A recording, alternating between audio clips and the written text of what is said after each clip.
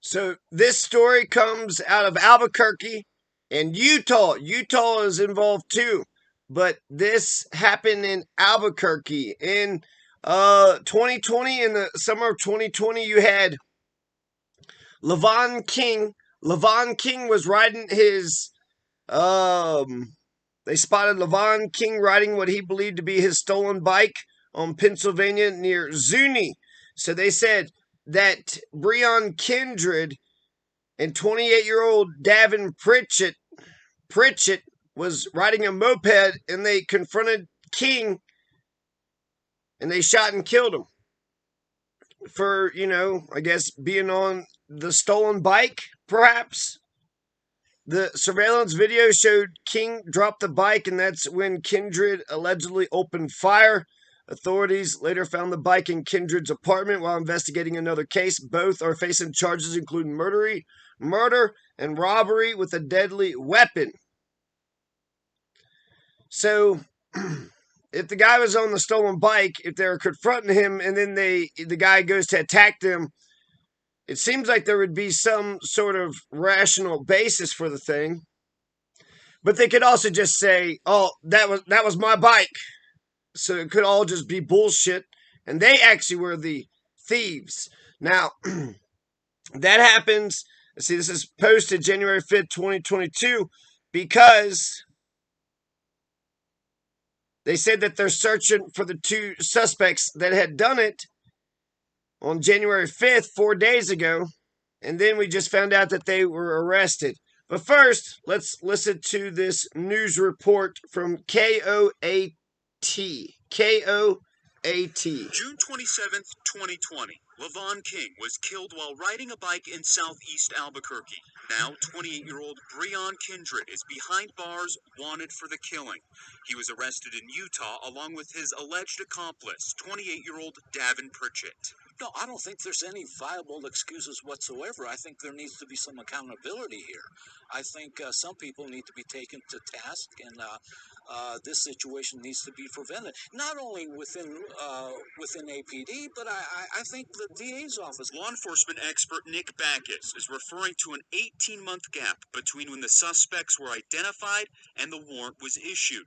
The gap seems to be prompted by the original detective on the case retiring. Backus says the case should have immediately been passed over to another investigator. This is a glaring example of possibly a lack of communication, possibly a lack of supervision, possibly a lack of serving the public that we're all sworn to do. So you had these arrest warrants that were given out. The guy gets killed in June of 2020, so that's a year and a half ago. The arrest warrants were just issued, and then the Utah police are going to arrest a couple accused of killing a man over a stolen bicycle in southeast Albuquerque in the summer of 2020. And this is January 6th, so as soon as those arrest warrants went out, then they arrested Breon Kindred and Davon Pritchett. So they were both 28 years old. They're charged with an open count of murder, armed robbery, tampering with evidence, and conspiracy in the June 27th, 2020 death of 29-year-old Lavon King. Albuquerque Police Department spokesman Gilbert Gallego said Pritchett and Kindred were arrested by authorities in Ogden, Utah. Weber County jail records indicate the pair was booked into the facility on Wednesday. Court records show the pair has been identified as prime suspects within a month of King's death, but the homicide detective retired and the case languished until it was reopened December 1st, 2021.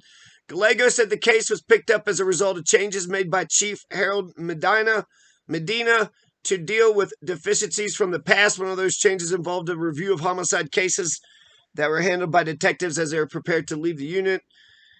According to a complaint filed in the Metropolitan, officers responded to a shooting around 8:40 p.m. at Pennsylvania and Zuni Southeast. They found King with numerous gunshot wounds, and he died at the scene.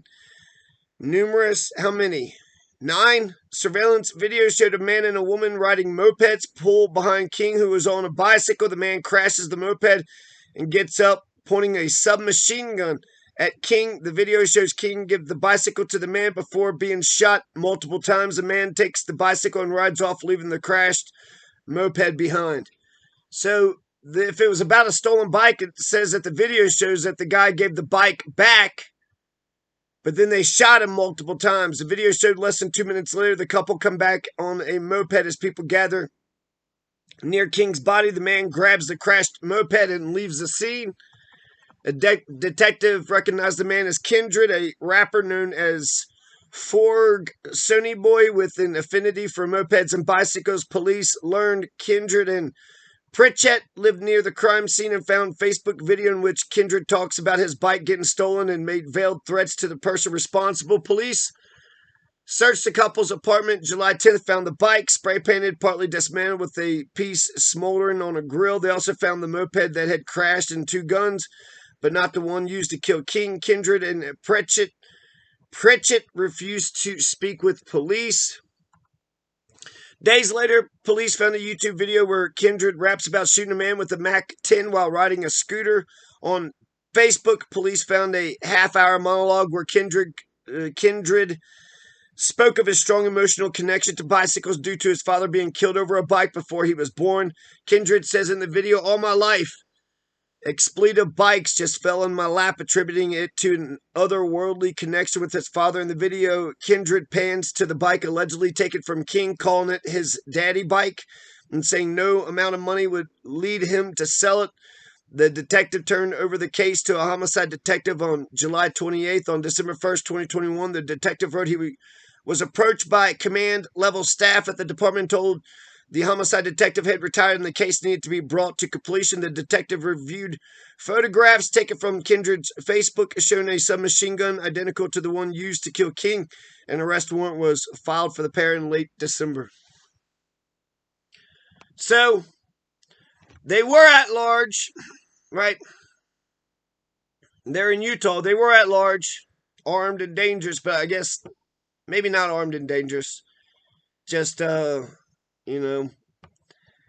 never had a warrant, so I guess they never were, like, at large, even though they were, right?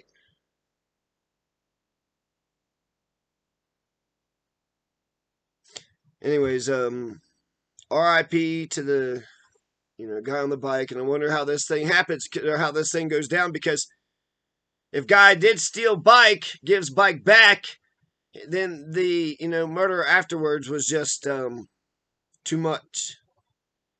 You didn't have to do it because you weren't being threatened.